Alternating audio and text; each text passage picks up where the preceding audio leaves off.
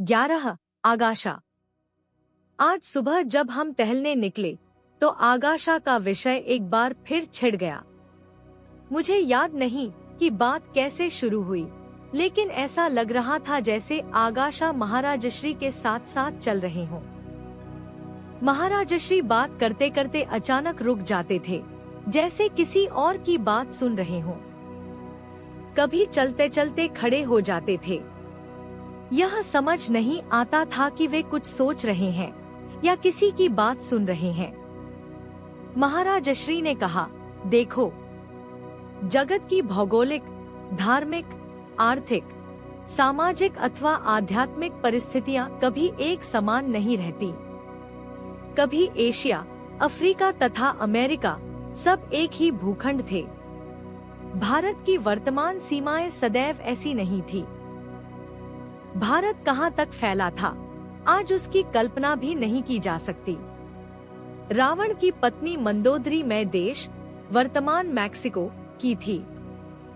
धृतराष्ट्र की पत्नी गांधारी गांधार, वर्तमान कंधार, की थी तथा महाराज दशरथ की रानी कैकेयी देश, वर्तमान काकेशिया, की थी।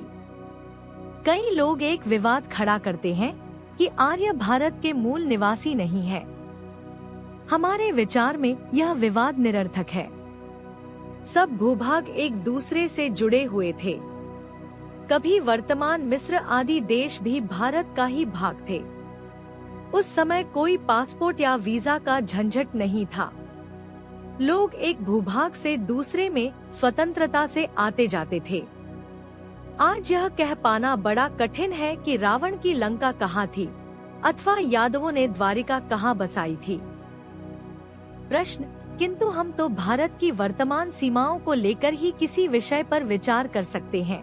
महाराजश्री ने उत्तर दिया, वर्तमान सीमाओं को लेकर वर्तमान विषयों पर विचार करना ठीक है, किंतु वर्तमान सीमाओं के आधार पर 10-20 हजार वर्ष पूर्व की स्थितियों पर विचार कैसे उचित कहा जा सकता है।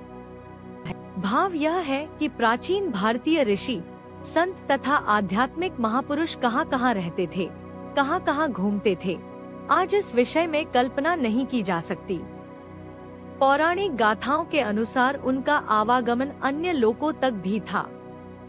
पूर्व पश्चिम सब मनुष्य की कल्पनाएं हैं। कभी कोई भूभाग एक देश का भाग बन जाता है तो कभी कटकर अलग हो जाता है।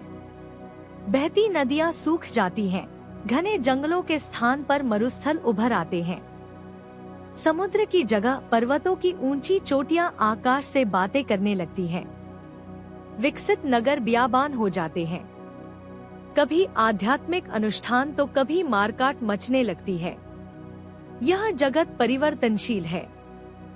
आगाशा के कथनानुसार, जैसा कि उसने लॉस एंजल्स, कैलिफोर्निया स्थित अपने चेतना मंदिर में कहा था कि आज से 9000 वर्ष पूर्व वह संसार के उस भूभाग में वर्तमान था जिसे आज ईरान कहा जाता है।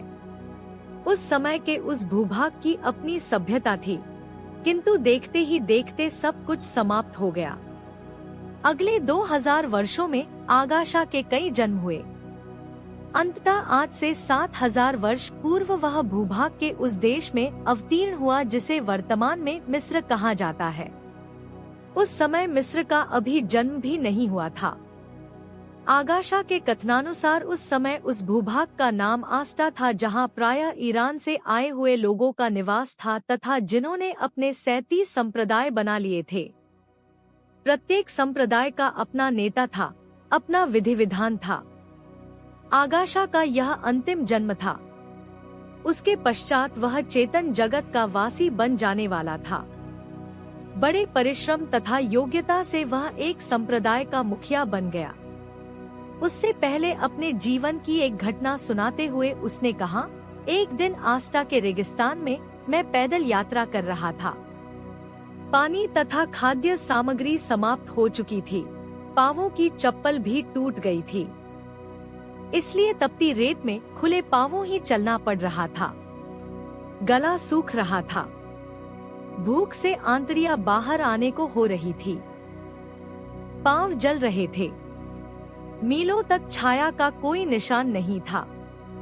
ऐसे में निढाल होकर अर्धमूर्छित अवस्था में गिर पड़ा।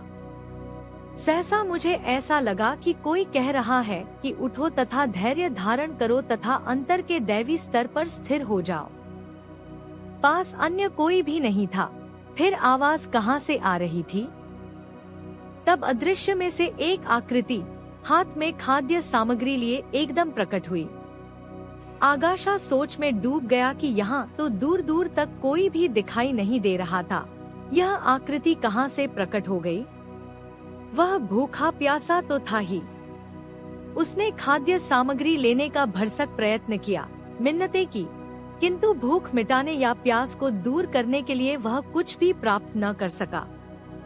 तब उस चेतन आकृति ने कहा, यदि मैं तुम्हारी प्राण रक्षा कर देता हूँ तो निश्चय ही तुम बहुत प्रसन्न होगे, किंतु इस समय मेरे आने का उद्देश्य दूसरा है। सबसे महत्वपूर्ण बात तुम्हें यह स्मरण कराना चाहता हूँ कि मेरी तरह तुम भी समष्टि चैतन्य के ही एक अंश हो। आगाशा इतनी एकाग्रता से यह सब बातें सुन रहा था कि रेत की तपिश से भी उसका ध्यान हट गया।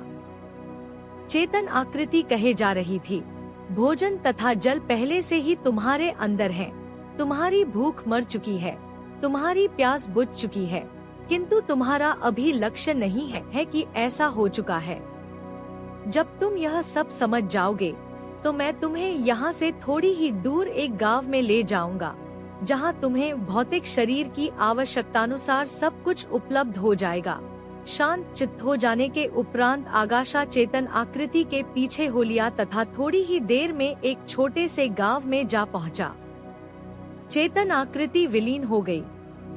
आगाशा की इस गांव से आवश्यकता पूर्ति हो गई। चेतनाकृति खाने पीने का सब सामान साथ लेकर विलीन हुई थी, किंतु आगाशा ने समझ लिया कि वह मुझे यथार्थ ज्ञान का वास्तविक मार्ग दिखला गई है।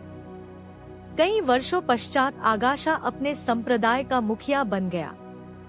उसके भी कई वर्ष पश्चात उस पर यह रहस्य प्रकट हुआ कि रेगिस्तान में दिखाई देने वाली चेतनाकृति उसके गुरु कोमन कोबा की थी। एक दिन उसके गुरु ने उसे कहा था कि मैंने ही प्रकट होकर यह अनुभव कराया था। आगाशा में अभिमान आ गया था, जिसे तोड़ने के लिए मैंने वह सारी परिस्थिति निर्माण की थी। प्रश्न, गुरु के क्रियाकलापों के रहस्य को कौन समझ सकता है? शिष्य कष्ट उपस्थित होने पर चिल्ला उठता है। यह नहीं जानता कि उसमें उसका कल्याण निहित है।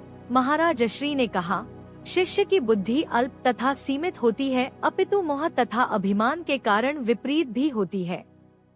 वह कष्टों के आवरण में छिपे कल्याण को नहीं जान पाता, अतः उसके लिए समर्पण का साधन कहा गया है। वर्षों व्यतीत हो गए। आगाशा अपनी साधना तथा मानवता के कार्यों में लगा रहा। एक दिन वह आवाज उसे फिर सुनाई दी जो कई वर्षों पूर्व उसने रेगिस्तान में सुनी थी। थोड़ी देर में कोमन कोबा उसके समक्ष प्रत्यक्ष था। यहाँ यह बात ध्यान देने योग्य है कि मनुष्य के जीवन में जो कुछ दिखाई देता है उससे अनंत गुणा अधिक वह अपने अंतर में समेटे है। प्रत्येक क्रिया तथा घटना का संचालन अंतर से ही होता है। संचालन कौन करता है, कहाँ से करता है, किस विधि से करता है, इसको समझ पाने में मनुष्य पूर्णतया असमर्थ है। अपने यथार्थ गंतव्य तक पहुँचने के लिए पहले उसे इन सभी प्रश्नों को हल करना होता है। सारी बातों को प्रत्यक्ष अनुभव में लाना होता है तथा जीव और संचालक के बीच पड़े हुए आवरणों तथा अवरोधों को हटाना होता है। कई बार वह इस कार्य में लग जाता है, कई बार भूल जाता है। कई बार अवरोध हटते जाते हैं तो कई बार नए नए खड़े करता जाता है। अनंत युगों से वह इस आंतरिक यात्रा के भटकाव भरे मार्ग पर चलता आ रहा है। ईरान से लेकर आस्टा तक की 2000 वर्षों की लंबी यात्रा में आगाशा ने अनेक जीवन धारण किए, कई प्रकार की साधनाएं की, विभिन्न प्रकार के उतार चढ़ाव देखे। अंततः अपनी यात्रा के अंतिम लक्ष्य की प्राप्ति के लिए आस्टा में आगाशा के रूप में प्रकट हुआ। इसी जन्म में कोमन कोबा ने उसे पूर्व जन्मों का प्रत्यक्ष अनुभव कराया, भविष्य की कई सूचनाएं दी। उसके अंदर तथा बाहर भासित जगत की कल्पनाओं को समाप्त कर दिया तथा समष्टि चैतन्य की अनुभूति करवाकर उसे चैतन्य में स्थापित कर दिया। अब आगाशा चैतन्य सृष्टि का वासी है। वह भौतिक जगत में विचरण करे अथवा चेतन में, उसकी स्थिति सदैव चेतना में ही बनी रहती है। आगाशा ने किसी माध्यम से मिस्र देश में स्थित पिरामिड का विशद वर्णन किया है। इसे 7000 वर्ष पूर्व किसी अन्य लोक के लोगों द्वारा निर्मित किया गया था। तब आधुनिक उपकरणों का कहीं नाम तक नहीं था। पिरामिड 13 एकड़ भूमि पर स्थित, 40 मंजिल के करीब ऊंचा, अंदर कई हाल कमरे और गलियारे, संसार में विशालतम निर्माण है। वह भी रेगिस्तान में, जहां रेत के अतिरिक्त दूसरा कुछ भी उपलब्ध नहीं। संभवतः यह आगाशा के समय में निर्मित किया गया। अवश्य ही वह उस समय का विशालतम आध्यात्मिक केंद्र रहा होगा। जैसा कि पहले कहा जा चुका है, हृदय मंथन भाग 2 में, कि आगाशा के साथ 273 लोग और थे जो कि आध्यात्मिक प्रवृत्तियों को चलाते थे। उनके कथनानुसार उनमें एक मैं भी था। प्रश्न: तब तो आप जन्म जन्मांतर से आध्यात्मिक यात्रा पर चल रहे हैं। 7000 वर्ष पूर्व भी आध्यात्मिकता की काफी ऊंचाई छू रहे थे। अभी तक चले ही जा रहे हैं। कितनी लंबी तथा कठिन है यह यात्रा। महाराज श्री ने उत्तर दिया, तुम हमारी 7000 वर्ष की यात्रा से ही चकित हो रहे हो। आगाशा को देखो, एटलांटिस से भी पहले से अध्यात्म पथ का पथिक है। प्रश्न: यह एटलांटिस क्या है? महाराज श्री ने समझाया, पश्चिम के विद्वानों के मतानुसार आज से 1,75,000 वर्ष पूर्व अटलांटिक महासागर में एक विशाल टापू था, जिसके लोग आध्यात्मिक एवं आधिदैविक विद्याओं में काफी बढ़े थे। उनकी गति अन्य लोकों तक भी थी तथा अन्य लोकों के लोग भी उनके पास आते थे। एक रात वह टापू समुद्र में विलीन हो गया। उसके साथ ही वहाँ के सभी लोग तथा वहाँ की सभ्यता भी समाप्त हो गई। आधुनिक लोगों ने उस टापू का नाम एटलांटिस रखा है। आगाशा भी एटलांटिस का ही एक नागरिक था। उस समय भी कोमन कोबा उसका गुरु था। 1,75,000 वर्ष कोमन कोबा ने आगाशा की गतिविधियों पर दृष्टि रखी, उसे समय समय पर सहारा दिया, उसके प्रारब्ध कर्म क्षय करने में उसकी सहायता की। अंत में आस्टा, मिस्र देश में आकर आगाशा चेतन लोक का वासी हो गया, अर्थात भौतिक देह तथा जगत से मुक्त हो गया। आस्टा में आगाशा को जो पूर्व जन्मों का अनुभव हुआ, वह 2000 वर्ष उसके ईरान में वर्तमान रहने से लेकर आस्टा तक ही था। आगाशा ने कोमन कोबा से पूछा कि एटलांटिस तक अर्थात 1,75,000 वर्षों के अनुभव क्यों नहीं हुए। कोमन कोबा ने कहा कि संभव है इसी में तुम्हारा कल्याण हो। यदि भविष्य में भगवान तुम्हारे लिए कल्याणकारी समझेंगे तो यह अनुभव भी करा देंगे। प्रश्न: हमारे यहाँ भी एटलांटिस का कोई उल्लेख है क्या? महाराज श्री ने कहा, पुराणों में कई प्रकार की कथाएं मिलती हैं, किंतु यह कह पाना कठिन है कि किस कथा का एटलांटिस से कितना संबंध है। इस बारे में हमने कभी विचार भी नहीं किया। वैसे द्वारिका का इस प्रकार का वर्णन मिलता है जो समुद्र में चली गई थी, किंतु वह घटना 5000 वर्ष पुरानी मानी जाती है, जबकि एटलांटिस की 1,75,000 वर्ष। प्रश्न: प्रायः आध्यात्मिक साधक भारत की ही चर्चा करते हैं, आध्यात्मिक उन्नति के लिए भारत में जन्म लेने को अनिवार्य मानते हैं, जबकि आप अंतर्राष्ट्रीय स्तर पर चर्चा कर रहे हैं। महाराज श्री ने उत्तर दिया, यह भी कुछ साधकों का दृष्टिकोण हो सकता है। हमारे विचार में आध्यात्मिक साधकों का दृष्टिकोण तथा हृदय उदार तथा विशाल होता है। सारा संसार ही उनका भारत है। भारत ही क्या, उनकी चर्चा का आधार सारी सृष्टि होती है। प्रश्न: क्या आपका भी एटलांटिस से कुछ संबंध रहा है? महाराज श्री ने कहा, मुझे इस विषय में कुछ ज्ञात नहीं। नहीं आगाशा ने या अन्य किसी महापुरुष ने इस विषय में कुछ कहा है। प्रश्न: किंतु इस सारे विवरण से दो बातें स्पष्ट हो गई। एक तो यह कि आध्यात्मिकता इतनी सहज नहीं। लोग साधन आरंभ करते ही सिद्ध हो जाने की कल्पना करने लगते हैं। यदि यात्रा इतनी लंबी तथा कठिन है तो उतने ही धैर्य की भी आवश्यकता है।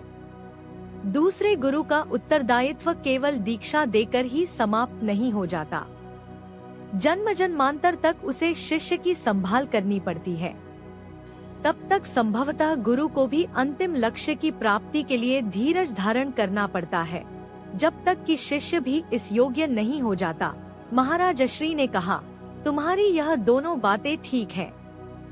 यदि इस जन्म में साधन की निरंतरता बनी रहे तभी अगले जन्मों में भी बनी रह सकती है। इसके लिए धैर्य तथा समर्पण तो आवश्यक है ही। दूसरे गुरु का उत्तरदायित्व महानतम है। यदि शिष्य साधन पथ पर आगे नहीं बढ़ता तो गुरु के पांव की बेड़ी बन जाता है। अतः गुरु को शिष्य बनाते समय बड़ा संभल कर चलने की आवश्यकता है। प्रश्न, यदि कोमन कोबा एटलांटिस में गुरुपद पर आसीन था तथा उसके पश्चात भी सूक्ष्म स्तरों पर रहकर आगाशा का मार्गदर्शन करता रहा, तो इसका अर्थ यह है कि एटलांटिस से पूर्व भी लाखों वर्षों तक साधनरत रहा होगा। महाराज श्री ने उत्तर दिया, इसका अर्थ तो यही है, किंतु जिस साधक में संपूर्ण समर्पण आ जाता है तथा अपने आप को भगवान के हाथ का यंत्र बना लेता है, उसे समय तथा जन्म मरण की कोई चिंता नहीं रहती। अर्थात समर्पण एक ऐसा साधन है जो साधक को तत्काल मुक्ति प्रदान कर देता है। चित्त शुद्ध होता रहेगा, माया हटती रहेगी, साधक को कोई जल्दी नहीं रहती। प्रश्न, क्या आपकी भी कभी कोमन कोबा से बात हुई? महाराज श्री ने कहा, उसकी उपस्थिति का आभास अवश्य हुआ, बात नहीं हुई। प्रश्न, कोमन कोबा जैसी महानात्मा का आपके संपर्क में आना ही बहुत बड़ी बात है। क्या पता आगाशा की तरह ही कोमन कोबा आपकी गतिविधियों पर भी नजर रखे हों तथा अदृश्यावस्था में रहकर आपका भी मार्गदर्शन कर रहे हों। इसका यह भी अर्थ हो सकता है कि आप भी एटलांटिस में से एक हैं। महाराज श्री ने कहा, इस बात की जानकारी संभव है कोमन कोबा के पास हो। अतीत की सभी स्मृतियां अंतर्मन में संचित रहती हैं, जिन्हें मनुष्य स्वयं भी नहीं जान पाता। यदि कोई समर्थ महापुरुष आपके अंतर्मन के साथ संपर्क करे तो उससे वह अवश्य ही अवगत हो सकता है। कोमन कोबा मेरे पास आते हैं तो हो सकता है कि उनके पास यह जानकारी भी हो। यह भी संभव हो सकता है कि वह एटलांटिस से ही मेरा पीछा कर रहे हों। ऊपर लिखित विवरण ने मुझे कई बातें सोचने पर विवश कर दिया था। ईश्वर एकदम पास होकर भी कितनी दूर है, समझ नहीं आता कि यह दूरी जीवन ने पैदा की है या ईश्वर ने। आगाशा जैसा महापुरुष भी 1,75,000 वर्षों तक भौतिकता में ऊपर नीचे होता रहा। हमारे जैसे सामान्य जीवन किस बाग की मूली है। कौन कौन खिसक कर अपने स्तर से नीचे नहीं गिरा। ईश्वर से जीवन की दूरी कभी कम हो जाती है, कभी बढ़ जाती है। उसे मिटाने के लिए लाखों वर्ष एवं अनंत जन्मों तक साधन की आवश्यकता है। कहते हैं कि जीव अपने प्रयत्न से इस खाई को नहीं पाट सकता, तो क्या जीव ने अपने प्रयत्न से यह खाई बनाई है या यह भी ईश्वर निर्मित है? यह भी कहा जाता है कि जिसकी माया है वही हटा सकता है। सब कुछ ईश्वराधीन है। सुनते आए हैं कि जीव माया में उलझ गया है या ईश्वर ने उलझा दिया है। अब तड़पते समसाते जीव का तमाशा देख रहा है। कुछ भी हो, यह तड़पन तथा कसमसाहट दूर होकर शांति प्राप्त करना ही आध्यात्मिकता है। किंतु यह मार्ग कितना लंबा, कितना कठिन तथा विघ्नों से भरा है। चलते चलते मनुष्य कभी ठहर जाता है, कभी गिर पड़ता है, कभी भटक जाता है। कई बार उसे गिर जाने का भान ही नहीं होता। कई बार गिरावट में ही सुख मानने लगता है। कैसा विचित्र खेल है, कैसी अद्भुत माया है। जीव कैसा लाचार है। लक्ष्य सामने होकर भी लक्ष्य प्राप्ति उसके हाथ में नहीं है। कभी एक कदम आगे बढ़ाता भी है तो पता नहीं कौन उसे 2 कदम पीछे धकेल देता है। मनुष्य की बुद्धि ही उसकी सबसे बड़ी शत्रु बनी बैठी है। जितनी अधिक प्रखर उतना ही जगत में अधिक उलझाव।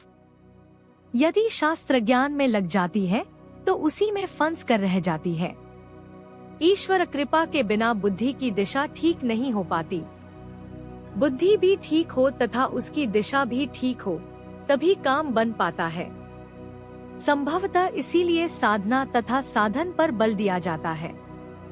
पर साधन तो कई लोग करते हैं, बुद्धि उन्हें भी उलझा देती है, कहीं का कहीं पहुंचा देती है, साधन की दिशा भी बदल देती है। यही तो माया है, बाहरी माया।